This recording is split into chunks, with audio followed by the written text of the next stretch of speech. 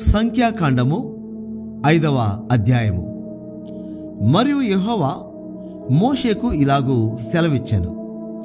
ప్రతి కుష్ఠరోగిని, స్రావము గల ప్రతి వానిని, శవం ముట్టుట వలన అపవిత్రుడైన ప్రతి వానిని పాళెములో నుండి వెలివేయవలనని ఇశ్రాయేలీయులకు ఆజ్ఞాపించుము.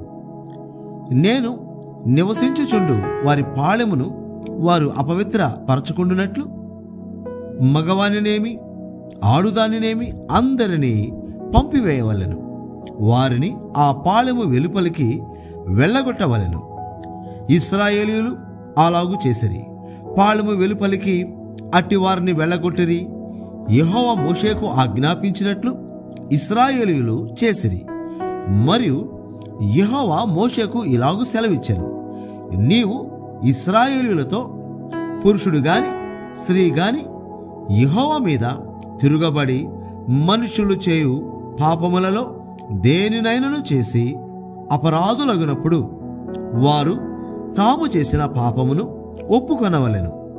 మరియు వారు తమ అపరాధము వలని నష్టమును సరిగా నిచ్చుకొని దానిలో 5వ వంతు దానితో కలిపి ఎవరికి విరోధముగా ఆ అపరాధము చేసిరో వానికిచ్చుకొనవలెను.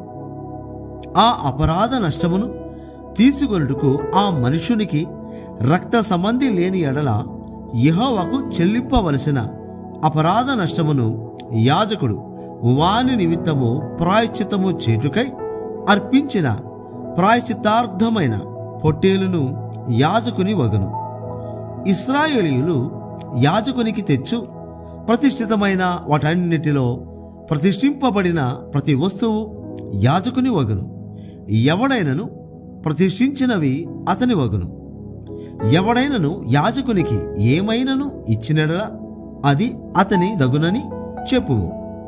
యెహోవా మోషేకు ఇలాగు సెలవిచ్చెను. నీవు ఇశ్రాయేలుతో ఇట్లనుము, ఒకని భార్య త్రోవ తప్పి వానికి ద్రోహము చేసిన ఎడల, అనగా వేరొకడు ఆమెతో వీర్యస్థలనముగా శయనించినడల, ఆమె భర్తకు ఆ సంగతి తెలియబడక వాని కన్నులకు మరుగయుండి ఆమె అపవిత్రపరచబడిన దనుటకు సాక్ష్యము లేకపోయినను, ఆమె పట్టుబడకపోయినను వాని మనస్సులో రోషము పుట్టి అపవిత్ర పరచబడిన తన భార్య మీద కోపపడిన ఎడల, లేక వాని మనసులో రోషము పుట్టి అపవిత్ర పరచబడని తన భార్య మీద కోపపడిన ఎడల, ఆ పురుషుడు యాజకుని యొద్దకు తన భార్యను తీసుకుని వచ్చి ఆమె విషయము తూమెడు యవన పిండిలో 10వ వంతును తేవలెను. వాడు దాని మీద తైలము పోయకూడదు, దాని మీద సాంబ్రాణి వేయకూడదు. ఏలయనగా అది రోష విషయమైన నైవేద్యము, అనగా దోషమును జ్ఞాపకము చేయుటకై జ్ఞాపకార్థమైన నైవేద్యము. అప్పుడు యాజకుడు ఆమెను దగ్గరకు తీసుకొని వచ్చి యెహోవా సన్నిధిని ఆమెను నిలవబెట్టవలెను.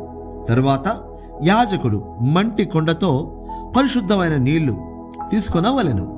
మరియు యాజకుడు మందిరములో నేలనున్న ధూళి కొంచెము తీసుకొని ఆ నీళ్లలో వేయవలెను. తరువాత యాజకుడు యెహోవా సన్నిధిని ఆ స్త్రీని నిలవబెట్టి ఆ స్త్రీ తల ముసుగును తీసి రోష విషయమైన నైవేద్యమును, అనగా ఆ జ్ఞాపకార్థమైన నైవేద్యమును ఆమె చేతులలో ఉంచవలెను. శాపము పొందుచు చేదునిల్లు యాజకుని చేతిలో ఉండవలెను. అప్పుడు యాజకుడు ఆ స్త్రీ చేత ప్రమాణము చేయించి ఆమెతో చెప్పవలసినదేమనగా, ఏ పురుషుడును నీతో శయనింపని ఎడలను నీవు నీ భర్తకు అధీనురాలవైనప్పుడు నీవు తప్పిపోయి అపవిత్రమైన కార్యము చేయక పోయిన ఎడలను శాపము కలుగజేయు ఈ చేదు నీళ్ల నుండి నిర్దోషివి కమ్ము. నీవు నీ భర్తకు అధీనురాలు అయినప్పుడు నీవు త్రోవ తప్పి అపవిత్రపరచబడిన ఎడల, అనగా నీ భర్తకు మారుగా వేరొక పురుషుడు నీతో కూటమి చేసిన ఎడల, యెహోవా నీ నడుము పడునట్లును నీ కడుపు ఉబ్బునట్లును చేయటం వలన యెహోవా నీ జనుల మధ్యను నిన్ను శపథమునకును ప్రమాణమునకును ఆస్పదముగా చేయుగాక. శాపము కలుగజేయు ఈ నీళ్లు నీ కడుపు ఉబ్బునట్లును నీ నడుము పడునట్లును చేటకు నీ కడుపులోనికి పోవునని చెప్పి యాజకుడు ఆ స్త్రీ చేత శపథ ప్రమాణము చేయించిన తర్వాత ఆ స్త్రీ ఆమేన్ అని చెప్పవలెను. తరువాత యాజకుడు పత్రం మీద ఆ శపథములను వ్రాసి ఆ చేదు నీళ్లతో వాటిని తుడిచి శాపము కలుగుజేయు ఆ చేదు నీళ్లను ఆ స్త్రీకి త్రాగింపవలెను. శాపము కలుగజేయు ఆ నీళ్లు ఆమె లోనికి చేదు పుట్టించెను. మరియు యాజకుడు ఆ స్త్రీ చేతి నుండి దోష విషయమైన ఆ నైవేద్యమును తీసుకొని యెహోవా సన్నిధిని ఆ నైవేద్యమును అల్లాడించి బలిపీఠము నొద్దకు దాన్ని తేవలెను. తరువాత యాజకుడు దానికి జ్ఞాపకార్థమైనదిగా ఆ నైవేద్యములో నుండి పిడికెడు తీసి బలిపీఠం మీద దాన్ని దహించి ఆ నీళ్లు ఆ స్త్రీకి త్రాగింపవలెను. అతడు ఆమెకు ఆ నీళ్లు త్రాగించిన తరువాత జరుగునదేదనగా ఆమె అపవిత్రపరచబడి తన భర్తకు ద్రోహము చేసిన ఎడల శాపము కలుగుజేయు ఆ నీళ్లు చేదై ఆమె లోనికి చేరిన తరువాత ఆమె కడుపు ఉబ్బును, ఆమె నడుము పడిపోవును. ఆ స్త్రీ తన జనుల మధ్య శాపమున కాస్పదముగా నుండును. ఆ స్త్రీ అపవిత్రపరచబడక పవిత్రురాలై యుండినెడల ఆమె నిర్దోషై గర్భవతియగునని చెప్పుము. రోషము విషయమైన విధి ఇదే. ఏ స్త్రీ అయినను తన భర్త అధీనములోనున్నప్పుడు త్రోవ తప్పి అపవిత్రపడిన ఎడలనేమి, లేక వానికి రోషము పుట్టి తన భార్య మీద కోపపడిన ఎడలనేమి, వాడు యెహోవా సన్నిధిని ఆ స్త్రీని నిలవబెట్టినప్పుడు యాజకుడు ఆమె ఎడల సమస్తము విధి చొప్పున చేయవలెను. అప్పుడు ఆ పురుషుడు నిర్దోషియగును, ఆ స్త్రీ తాను చేసిన దోషమును భరింపవలెను. సంఖ్యాకాండము 6వ అధ్యాయము. మరియు యెహోవా మోషేకు ఇలాగు సెలవిచ్చెను, నీవు ఇశ్రాయేలులతో ఇట్లనుము, పురుషుడే గాని స్త్రీయే గాని యెహోవాకు నాజీరగుటకు ఎవరైనను మ్రొక్కుకొని తన్ను తాను ప్రత్యేకించుకొనిన ఎడల వాడు ద్రాక్షారస మద్యములను మానవలెను. ద్రాక్షారసపు చెరకనైనను మద్యపు చెరకనైనను త్రాగవలదు. ఏ ద్రాక్షారసమునైనను త్రాగవలదు. పచ్చివి గాని ఎండినవి గాని ద్రాక్ష పండ్లను తినవలదు. అతడు ప్రత్యేకముగా నుండు దినములనియు పచ్చికాయలే గాని పైతోలే గాని ద్రాక్షావళిని పుట్టిన దేనియు తినవలదు.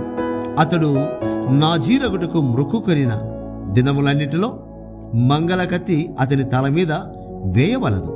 అతడు యెహోవాకు తన్ను తాను ప్రత్యేకించుకొనిన దినములు నెరవేరు వరకు అతడు ప్రతిష్ఠితుడై తన తల వెంట్రుకలను ఎదుగనీయవలెను. అతడు యెహోవాకు ప్రత్యేకముగా నుండు దినములన్నిటిలో ఏ శవమును ముట్టవలదు. తన దేవునికి మీదు కట్టబడిన తల వెంట్రుకలు అతని తల మీద నుండును. గనుక అతని తండ్రి గాని తల్లి గాని సహోదరుడు గాని సహోదరి గాని చనిపోయినను వారిని బట్టి అతడు తన్ను తాను అపవిత్రపరుచుకొనవలదు.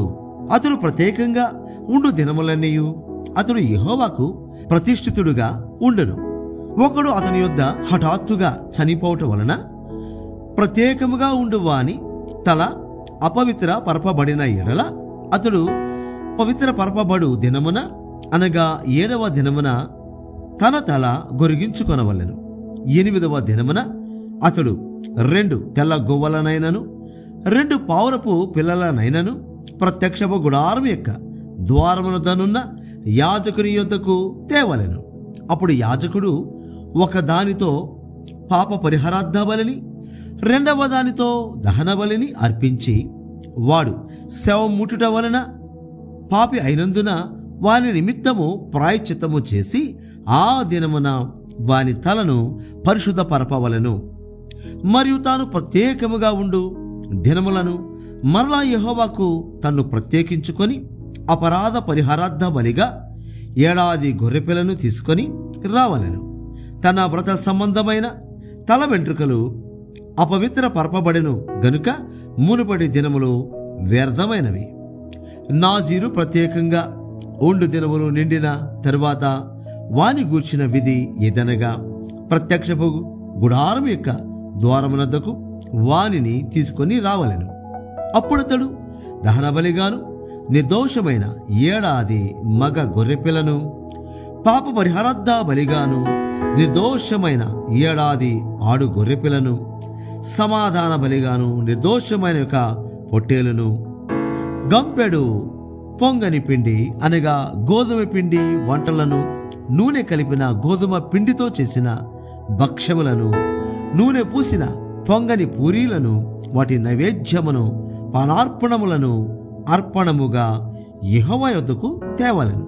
అప్పుడు యాజకుడు యెహోవా సన్నిధికి వాటిని తెచ్చి అతని నిమిత్తము పాప పరిహారార్థ బలిని దహన బలిని అర్పింపవలెను. యాజకుడు ఆ గంపెడు పొంగని భక్ష్యములతో ఆ పొట్టేలును యెహోవాకు సమాధాన బలిగా అర్పింపవలెను. వాని నైవేద్యమును వాని పానార్పణమును అర్పింపవలెను. అప్పుడా నాజీరు ప్రత్యక్షపు గుడారం యొక్క ద్వారమునొద్ద తన వ్రత సంబంధమైన తల వెంట్రుకలు గొరిగించుకొని ఆ వ్రత సంబంధమైన తన తల వెంట్రుకలు తీసుకొని సమాధాన బలి ద్రవ్యము క్రిందనున్న అగ్నిలో వేయవలెను. మరియు యాజకుడు ఆ పొట్టేలు యొక్క వండిన జబ్బను ఆ గంపలో నుండి పొంగని ఒక భక్ష్యమును, పొంగని ఒక పూరిని తీసుకొని నాజీరు తన వ్రత సంబంధమైన వెంట్రుకలు గొరిగించుకొనిన పిమ్మట అతని చేతుల మీద వాటి నుంచవలెను. తర్వాత యాజకుడు యెహోవా సన్నిధిని అల్లాడింపబడు అర్పణముగా వాటిని అల్లాడింపవలెను. అల్లాడింపబడు బోరతోను ప్రతిష్ఠితమైన జబ్బతోను అది యాజకునికి ప్రతిష్ఠితమగును. తరువాత ఆ నాజీరు ద్రాక్షసము త్రాగవచ్చును. మ్రొక్కుకొనిన నాజీరు తన కలిమి కొలది ఇచ్చుదాని గూర్చిన విధియు, అతడు నాజీరయ్యున్నందున యెహోవాకు అర్పింపవలసిన దాని గూర్చిన విధియు ఇదే. తాను మ్రొక్కుకొనిన మ్రొక్కుబడి చొప్పున నాజీరును గూర్చిన విధిని బట్టి ఇదంతయు చేయవలనని చెప్పుము. యెహోవా మోషేకు ఇలాగూ సెలవిచ్చెను, నీవు అహరోనుతోను అతని కుమారులతోనూ ఇలాగనుము, మీరు ఇశ్రాయేలులను ఇలాగూ దీవింపవలెను. యెహోవా నిన్ను ఆశీర్వదించి నిన్ను కాపాడునుగాక. యెహోవా నీకు తన సన్నిధిని ప్రకాశింపజేసి నిన్ను కరుణించునుగాక. యెహోవా నీ మీద తన సన్నిధి కాంతి ఉదయింపజేసి నీకు సమాధానము కలుగుచేయునుగాక. అట్లు వారు ఇశ్రాయేలుల మీద నా నామమును ఉచ్చరించుట వలన నేను వారిని ఆశీర్వదించెదను.